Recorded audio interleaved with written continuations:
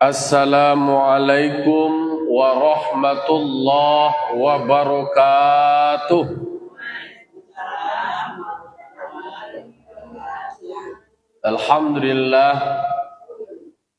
Alhamdulillahilladzi hadana lihadza wa ma kunna linahtadiya laula an hadanallah. May yahdihillahu fala mudhillalah wa may yudlilhu fala hadiyalah.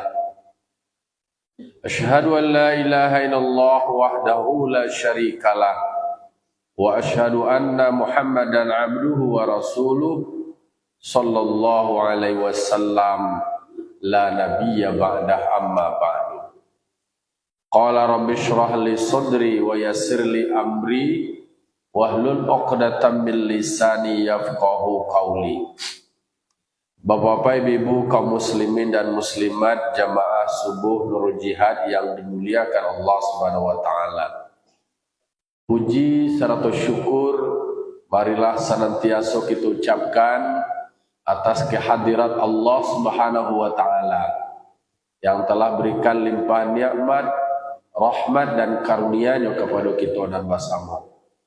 Alhamdulillah kita masih Allah berikan umur yang panjang, badan yang masih sehat, masih bisa kita melangkahkan kaki, mengayunkan tangan untuk datang ke surau melaksanakan sholat subuh berjamaah. Salat dan salam kita mohonkan kepada Allah, semoga disampaikan kepada arwah junjungan kita, yakni Nabi besar Mustafa Muhammad sallallahu alaihi wasallam, yang telah membawa umat manusia dari zaman jahiliyah, dari zaman kegelapan menuju zaman yang terang benderang, yang berilmu pengetahuan seperti kita rasakan sampai saat kini. Baik bapak-bapak, ibu-ibu, kaum muslimin dan muslimat yang memuliakan Allah, pagi kini kita lanjutkan ulang kaji kita. Kita membaca surah Al-An'am ayat 7. Beko disambung berikutnya. A'udzubillahi minasyaitonirrajim. Bismillahirrahmanirrahim. Walau nazzalna 'alaika kitaban fi qirtasin falamasuhu biaidihim laqala alladhina kafaru in hadza illa sihrun mubin. Kata Allah di dalam surah Al-An'am ayat 7, walau nazzala alaika, seandainya dan jika atau jikalau kami menurunkan kepadamu, maksudnya adalah kepada orang-orang musyrik termasuk manusia yang kafir, walaupun diturunkan kepadamu kitab, diturunkan kitaban, kitab yang dituliskan fi kertas, yang dituliskan berisi tulisan di dalam karatai. Kok diturun abanalah dudue gua Al-Quran kok berbentuk kertas yang ringan seperti yang mereka inginkan. Falamasuhu biaidihim, maka mereka memegangnya kitab tersebut dengan tangan mereka. Turunan kitab itu dalam bentuk tulisan yang berisi tulisan di karatai, nyopaci mana dia wai taraso dicaliak nampak kok seandainya, dan yang nyopegang itu sendiri lebih nyata, karena kalau nampak itu kan menghilangkan keraguan namanya Pak. Kalau nampak itu hilang ragu, dicaliak nampak dia wai taraso. Takatu bahasa orang wae. Laqala alladzina kafaru, sungguh orang-orang yang kafir itu mereka tetap berkata, in hadza illa sihrun mubin. Ko hanyalah sihir yang nyata, kece lengkap ya. Ko soal Al-Quran, soal kitab Nyo membayangkan tentang kitab ko tadi adalah berbentuk tulisan turune. Bagi kira turune dari langit karateh lewa-lewa seserak dia. Nah, dari langit turun karateh melayang-layang disambut dia Nabi Muhammad diterima. Andaikan seperti itu bana diturunkan, ndak juga percaya. Nah, tentu di dalam keyakinan awak Al-Quran itu adalah kalamullah yang diturunkan kepada Nabi Muhammad melalui perantaraan malaikat Jibril. Nah, Nabi Muhammad menerima wahyu itu tadi itu belum dalam bentuk tulisan, tapi dibacakan bahasa awak kini kok didiktean dek malaikat. Bahkan disebutkan la tuharik lisanaka litajalabi. Jangan digarian tulisan dulu lisan engkau wahai Muhammad ketika Al-Quran itu wahyu itu dibacakan malaikat kepadamu. Jangan langsung dikuis sekali, simak dulu, dengar dulu, barulah sudah didengar, baru diulang. Takah itu metode yang diajarkan oleh malaikat Jibril. Jadi ketika malaikat menyebutkan, tak boleh langsung dibaca sekali dah. Bahasa awak didiktian cicie. Contohnya, walau nazalna alaika. Ulang dah lihat. Kan tak kata dia jangan guru apa. Rabbana, ulanglah dia Rabbana. Kau sadar membaca Rabbana, membaca je langsung salin ada kata. La tuharrik lisanaka litajalabi. Jangan engkau garian sekali tulisan lidah engkau. Jangan langsung digarian. Didengar dulu, disimak dulu, baru diulang. Nah, jadi begitu proses Al-Quran itu diturunkan tidak dalam bentuk lembaran kertas yang melayang-layang dari langit. Kalau awak kata kenek kan kalau ada pesawat, pesawat turunan piti. Kan ada dulu masuk ada pesawat tahap pilih diturunnya piti atau sembako atau apa lah. Jadi makanya ayat itu menegaskan tentang karakter dari orang musyrik, orang kafir. Kebenaran yang disampaikan oleh Nabi tetap nyetolak. Jadi sifatnya membangkang. Jadi maka orang kafir itu disebut adalah orang yang tertutup hatinya, tertutup pikirannya menerima kebenaran. Aikololah nampara lu awak pahami dalam kehidupan basamu, dalam kehidupan bermasyarakat. Ndak kasado je nak menerima kebenaran nak kau sampaian dong. Elok bana kecewa, belum tentu elok penerimanya lain. Jangka orang lain karena awaknya sudut pandangan bisa berbeda. Inyo mencaliak dari penyampaian sendiri, apakah awak kau dalam keadaan emosi atau berbeda. Penerimanya berbeda.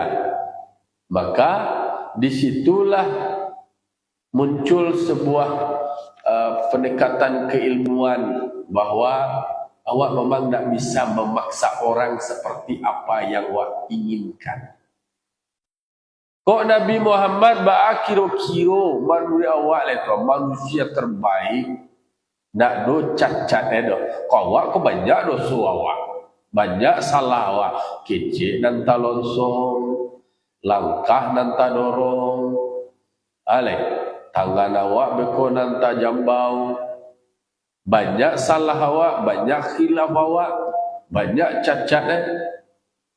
Nabi Muhammad tak do salah kecilnya nak do nan dorong karena nang keluar dari mulut beliau itu adalah wahyu.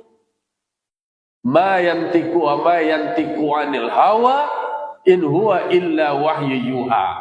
Nabi Muhammad nak do mengecek berdasarkan keinginannya, nak do berdasarkan nafas suwe nak do berdasarkan kepentingan nak berdasarkan sentimen tapi nak keluar dari mulut beliau adalah wahyu yang diwahyukan Allah. Itunya tu muncul awak ko nang kaluan kayo setiap kayo balawi sakapa berhubungan yo eloknya nang kaluan. Tapi bagi penerimaan orang kafir seperti yang disebutkan di dalam surah Al-An'am ayat 7, walaulah kalaupun Al-Quran kitab itu diturunkan dalam bentuk tulisan di dalam karatai, bisa nyo paci, bisa nyo resek, bisa nyo awai, bisa nyo pegang, bisa nyo ganggam, dan nyo tetap je mengeceng. Ko sihir ko akakan Muhammad je bahwa supaya kami kapan tua je. Karena ada orang terus selalu memandangnya secara negatif. Itulah pembenci Nabi Muhammad. Banyak loh kecil orang kini hetere. Ada dua je dan disampaikan dari Nabi Muhammad. Kira-kira awak di masyarakat awak ada lo dah merasa dah tegak itu. Ada dua je awak celah. Itu maka orang yang benci kepada kita, apapun alasan kebenaran dan wak sampaikan, nanya benci itu tetap dia benci. Tetapi makanya kalau orang benci kawak jangan wak balik kebencian dengan kebencian. Makanya dikatakan di dalam Al-Quran, jangan kamu mencintai sesuatu berlebih-lebihan, bersalah-salahan. Barangkali semua kamu cinta itu suatu waktunya akan jahil lo atau kurang baik lo bagi awak. Dan jangan pula awak membenci sesuatu balalabihan mana, bahasa salah mana. Jangan. Yo mangkue bahasa awak itu kok baik dan capek di ludahan, kok manis dan capek di luluan, diganggam-ganggam dulu. Aiko filosofi awak bakampuan. Jadi di dalam agama tak kata pula. Beko agak tadorong muncul awak laban cimana dilan adil kalau nu nak ada kasapu-sapu lain nak kai piko bisu awak butuh je balik. Tak do bisa.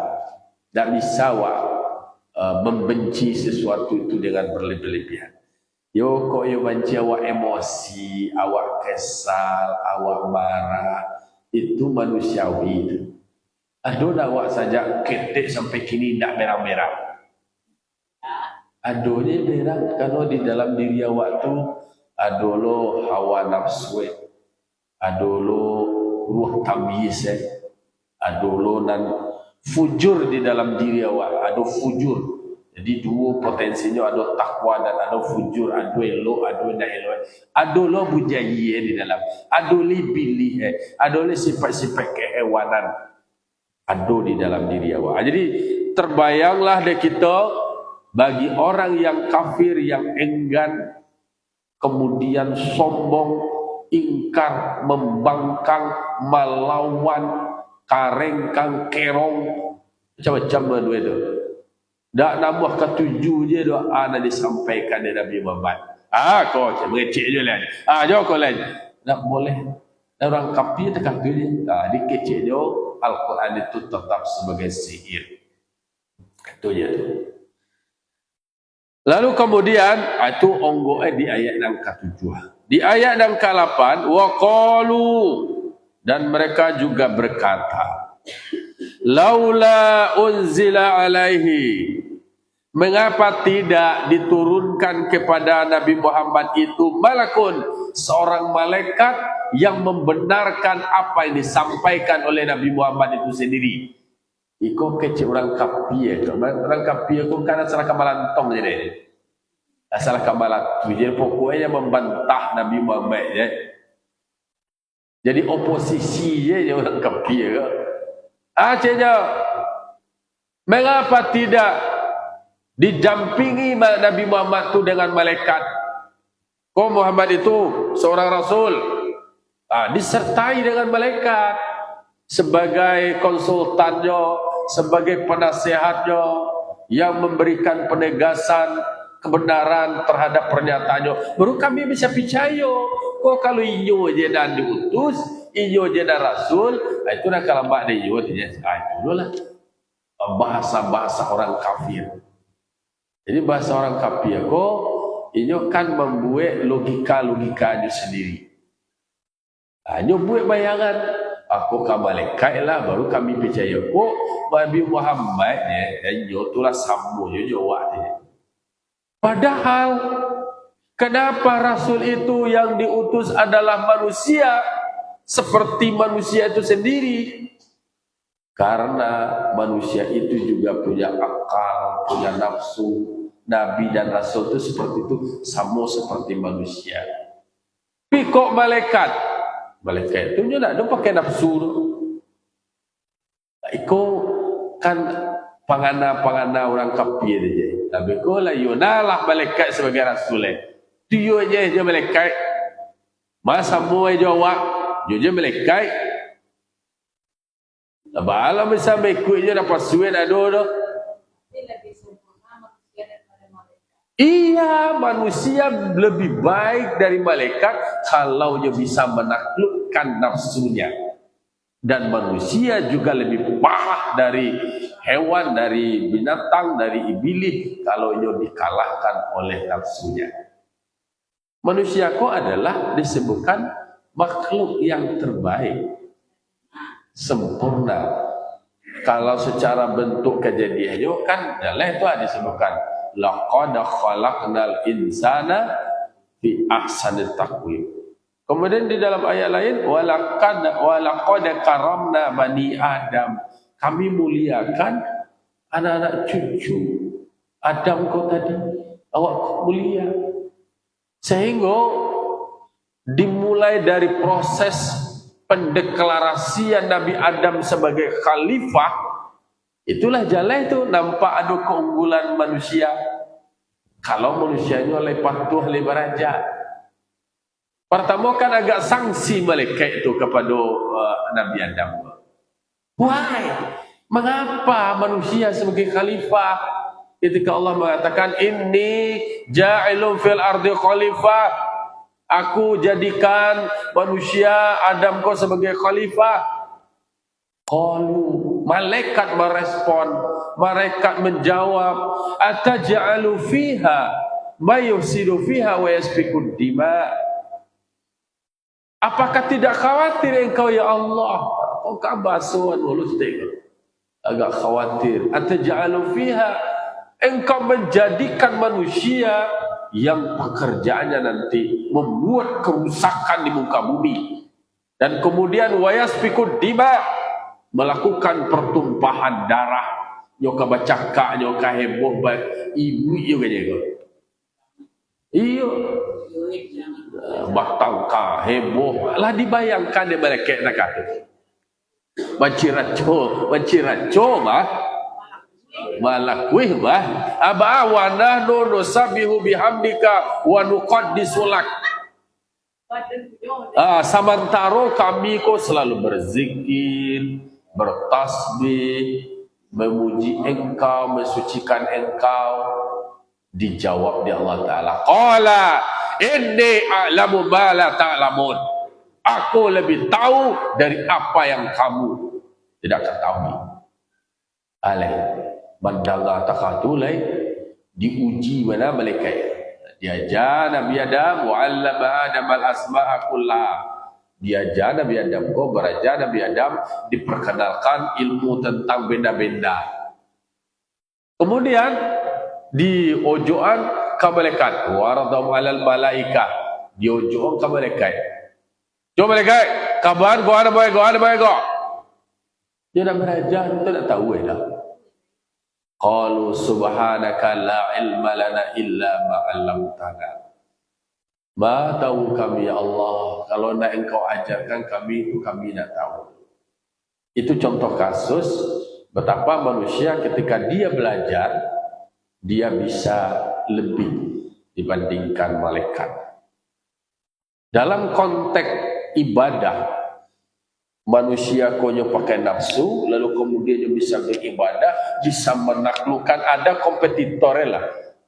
Ada nafsu di dalam diri manusia, bisanya menaklukkan, bisanya mengalahkan. Maka manusia bisa menjadi lebih baik dari malaikat. Tapi kalau seandainya inyo justru terjebak, punya mata tidak mencelek kebenaran, punya telinga tidak mendengar kebenaran, punya hati tidak punya rasa, mereka sama kal an'am, ulaika kal an'am, sama seperti binatang, balhum adal, bahkan lebih parah lo daripada binatang. Agak itu. Nah, maka di ayat 8 kota di surah Al-An'am, Allah menyebutkan bahwa orang-orang kafir itu pernah membuat pernyataan. Mereka berkata, ada partnership, ado sebagai namanya pendampingnya Rasul. Ia memang ada malaikat, tapi ada fungsinya tertentu. Ndak malaikat itu yang ditujukan doh. Nah, iko akan